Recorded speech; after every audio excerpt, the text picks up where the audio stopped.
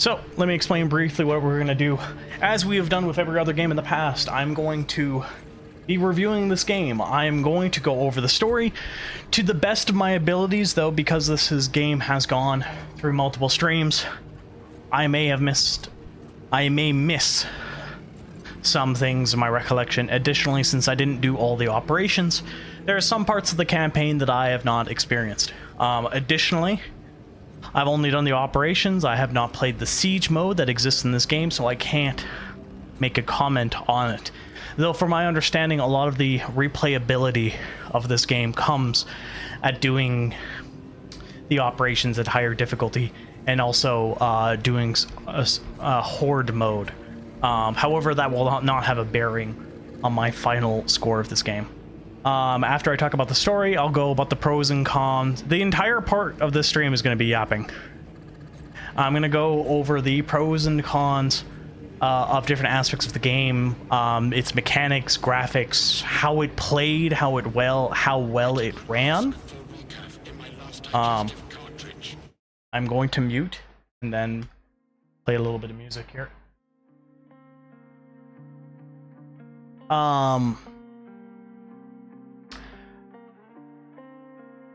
Go over the different aspects of the game, what I liked about it, what I didn't like about it, and then give it a final score.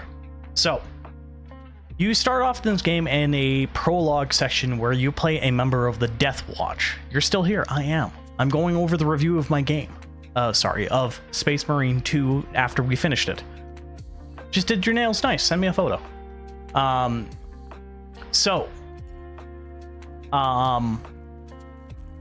We started the game in the prologue as a member of Titus. Titus is going to one of the planets to release a virus bomb on a planet that just got invaded by the Tyranids. Now, the Tyranids are a xeno species, which just means an alien species, not human descent, that are essentially just Zergs from StarCraft, if you're familiar with it. That they consume biomass, transform the biomass, and then sort of spread. So the idea was to release a virus bomb into the atmosphere to get rid or slow down the Tyranids.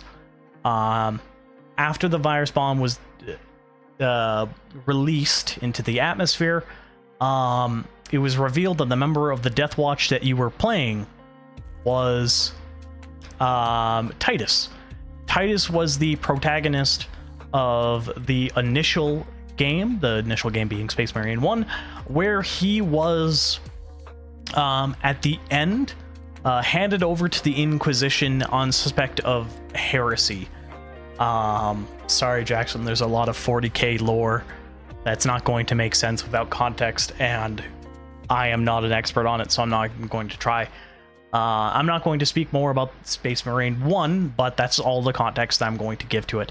After the prologue section, you were rebuilt from an old version of the Space Marine into the new version of the Space Marine called an Primaris. I don't know a lot of details, but you're supposed to just be a better version.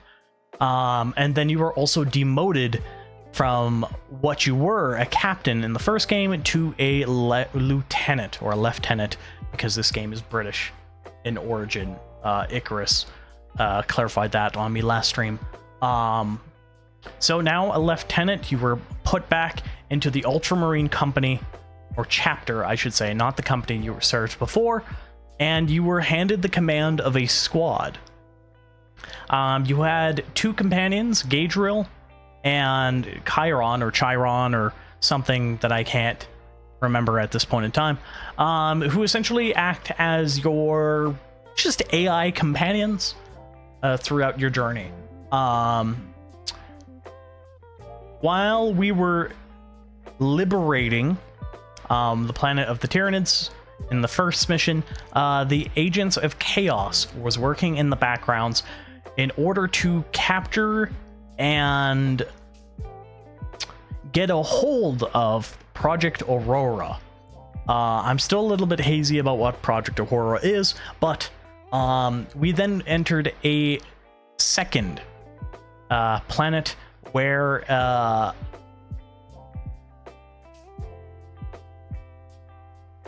You can't post links in my thing, Jackson. You have to post them on the Discord.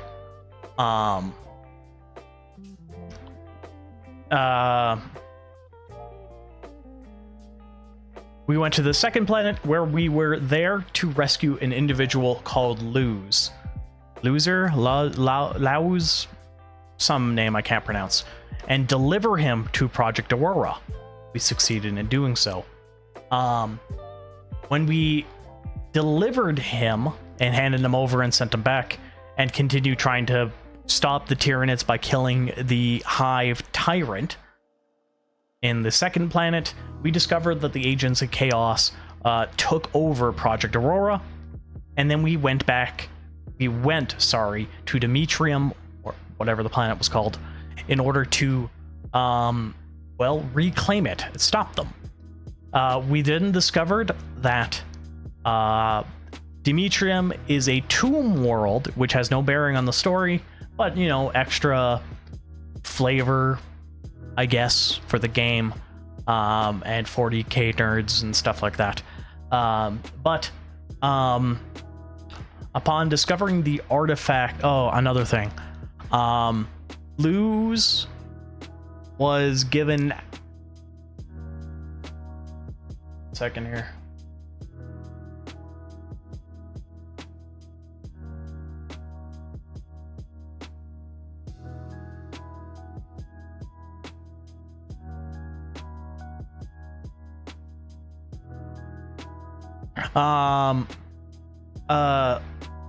What was powering Project Aurora was an artifact that was in the first game that got him accused of being a heretic, of being a heretic, and was allegedly destroyed, but I guess not.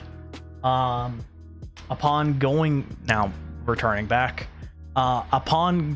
to Project Aurora and discovering that the place was a tomb world, we learned that all of this was a trick by Imura, which is one of the gifted people of the Chaos Space Marines, who was using the Ultramarines as puppets in order to turn on Project Aurora.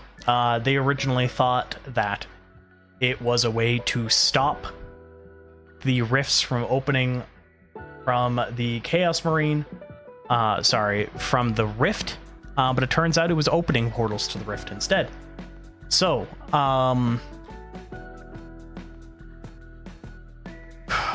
sorry, had to take a breather there for a second.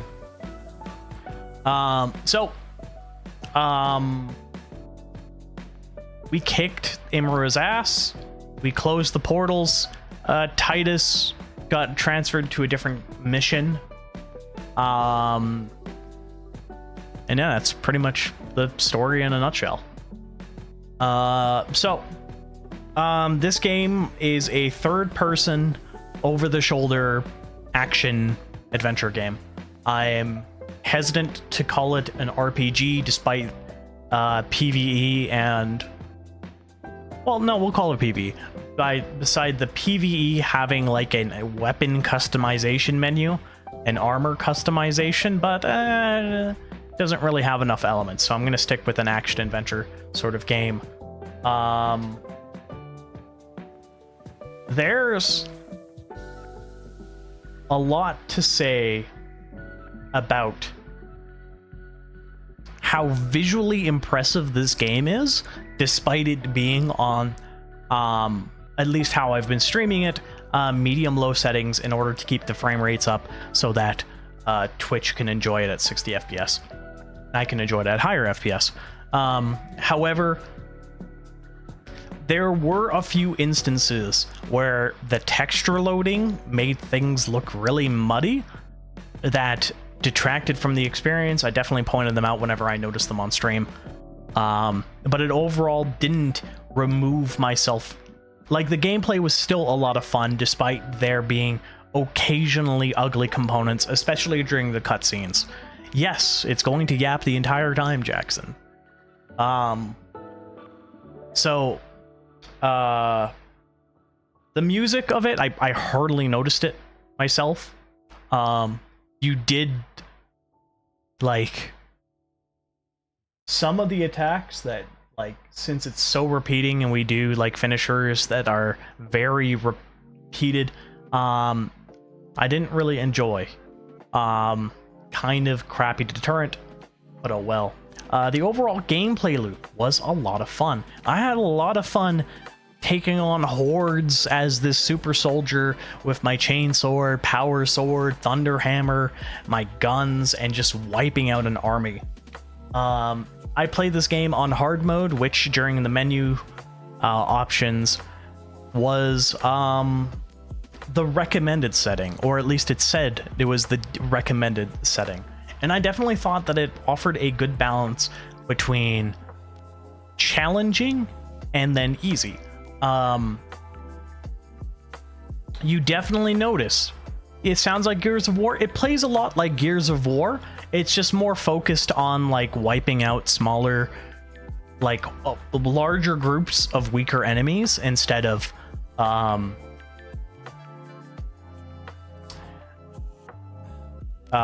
instead of more resilient combatants. But it plays a lot the same. So if you're a fan of Gears of War, then you probably like this style of game as well. First one and the second one, because they're the same, but this is a much improved upon version. So gameplay loop was a lot of fun.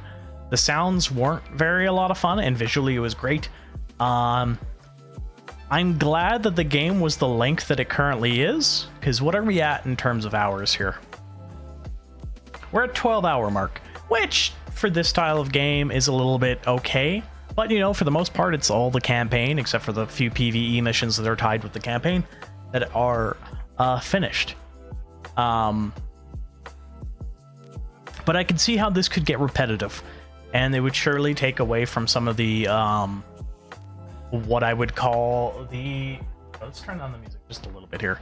It would definitely deter from what I would call from the replayability of this game. There's definitely still value there, at least in the PvE sort of setting, because you can get better weapons and better customizations and play with friends. And the microtransactions in this game are entirely aesthetic based, to my knowledge. I don't think you actually get better gear, but I could be wrong. I haven't really looked much into microtransactions. Though, if you wanted to role play as a different chapter, you generally have to pay money, which kind of sucks. Because a lot of people aren't a huge fan of the Ultramarines compared to Blood Angels, etc. So let's see. Talked about the game, talked about music, talk about the graphics, talked about the modes. The story itself was okay. For an action-adventure game, it's pretty much on par of everything else. Talk about the customization? Sure, I'll talk about the customization. So the customization is really only present, or the bulk of the customization is really only present in the PvE modes, or the operations mode and the siege mode, where you actually can choose one of your several classes. Right now, as we're talking, I'm sitting in being the Bulwark class, which is sort of the melee specialist class, and every other class will have different equipment and different abilities, stuff like that as well. During the campaign part, the only real customization that you can do is choose what weapon you want to use. They're all different flavors of bolt guns and plasma pistols and bolt pistols and etc. That's really the only customization that's available during the campaign. The customization primarily comes in, like I said, the operation and siege mode, where you can play the different classes, have different abilities, and that's where you'll find a lot of the meat of that side of the gameplay in terms of the customization. But it would probably be a game that would be a lot more enjoyable with friends. Similar to like Helldivers, similar to Dark Tide. These type of games are better played with friends, where you can have some banter while you're just mindlessly pressing the right bumper and slashing through enemies or shooting enemies and stuff like that. there would be a little bit of fatigue that would set in for sure while you're just playing the game normally by yourself. At least for this type of game, I can talk to chat can talk to me, I can distract myself, but I probably wouldn't be able to sit down and play for this game for like 4 hours as I can with some other games, PoE2, Warframe, other games that have more goals that you can track and do, and also just have a less monotonous gameplay loop. No fault of the game, it's sort of how the game was designed, so it's just how it is. No, there's no safe rooms, there's just fight. You just go through waves and waves of enemies. It's different than like how Doom 2016 onward has done it, where you have a area of safe and then you get trapped into an arena, fight a bunch of waves, and then you move on to the next room and type thing. It's sort of a fairly constant trickle of everything. And then occasionally you'll run into like safe areas where you can pick up a different weapon, pick up a heavy weapon if they're on the ground, recover some grenades and ammo and stuff like that. But otherwise, it's pretty much an action-oriented game where you just keep going until the mission's over, which is good, because this type of game, you don't want a mission that drags on too long, that you're thinking, what the hell am I doing here? The only thing that I wish was a little bit improved was the movement. The Ultramarines can run, but it's a little bit slow, or it feels a little bit slow.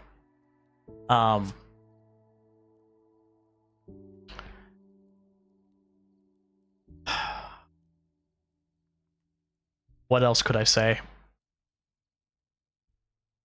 What about you, Jackson? Is there anything you'd like me to cover that I've not already spoken of?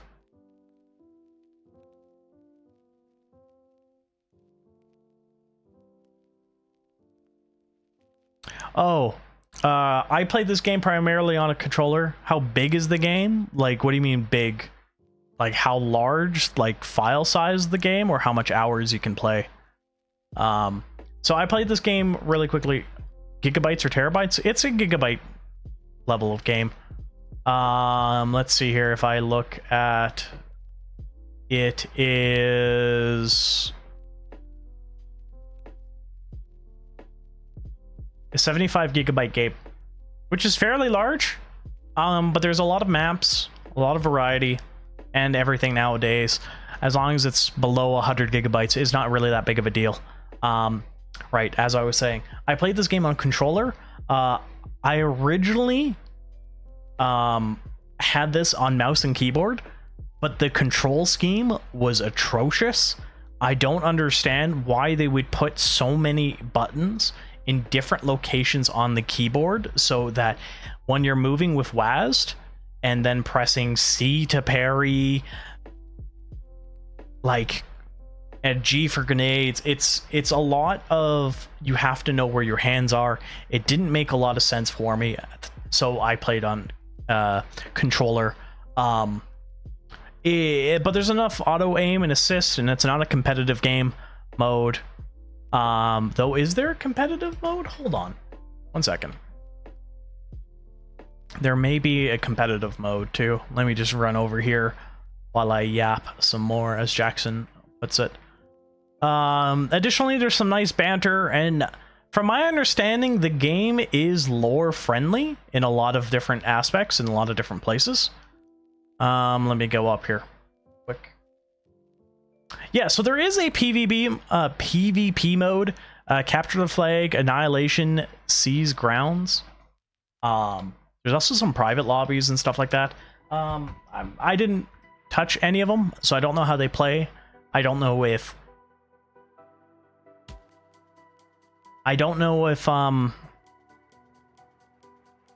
level has an advantage, or if there's capper or something like that. So I'm not going to talk about that. Like I said, I only will talk about the experiences that I did have with the game, not with hypotheticals. So yeah, this game is modest, 75 gigabytes, not necessarily that big. I don't know what it'll be on console because the consoles tend to be different sizes than the PC versions, but not hugely so.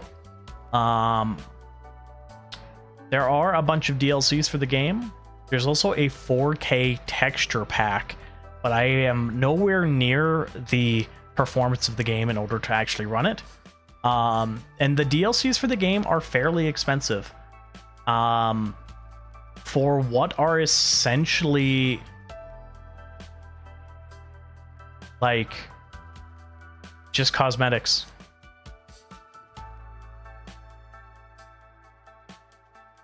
In fact, looking at the reviews for most of the DLCs, a lot of them are not reviewed particularly well. And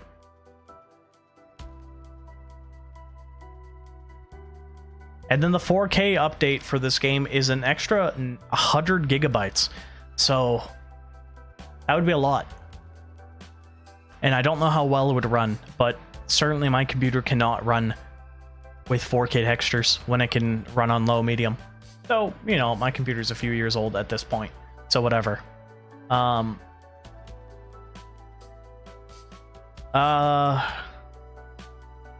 so I guess I'll give my final score of this game.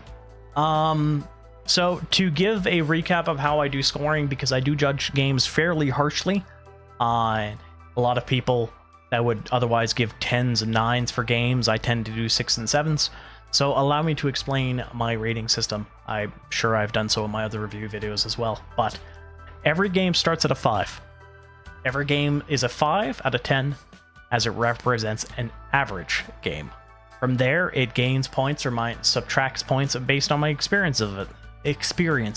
Positive experiences and positive things move it up. Negative experiences and negative things move it down. The only real negative thing that I want to talk about the game are effectively its music. It wasn't great. It wasn't particularly fun. I didn't feel inspired or empowered while mowing down my enemies. It was just kind of maybe even there in the background. I barely paid attention to it. Everything else has been a plus. The game looks great, except for the few moments where the texture streaming wasn't great. But everything else was a positive experience. So overall, I'm going to give this game an 8 out of 10. It's a great experience. Hire me for stuff. I don't know what stuff means. It's been a great experience, and it's definitely been enjoyable. It wasn't like the other games that I played that, like, the repetition got to me and there were some bullshit sections. Everything felt fine. I didn't feel like the game was bullshit in any points in times. Fighting some of the mini bosses and bosses was fun and was a great experience overall. So I think 8 out of 10 is a fairly respectable score. I would pick it up. I would definitely buy it. If you can get it on sale, even better. What's even the base cost of this game? Base cost of this game is $80, at least in my currency, which is fairly pricey. So if you think that it's worth it, especially if you like 40K game, this is like a 40K universe and stuff like that. This is definitely a game that is fantastic. And I didn't even explore all the content of it. Definitely has a lot more playability if you have with friends, but I am only speaking of what I currently have.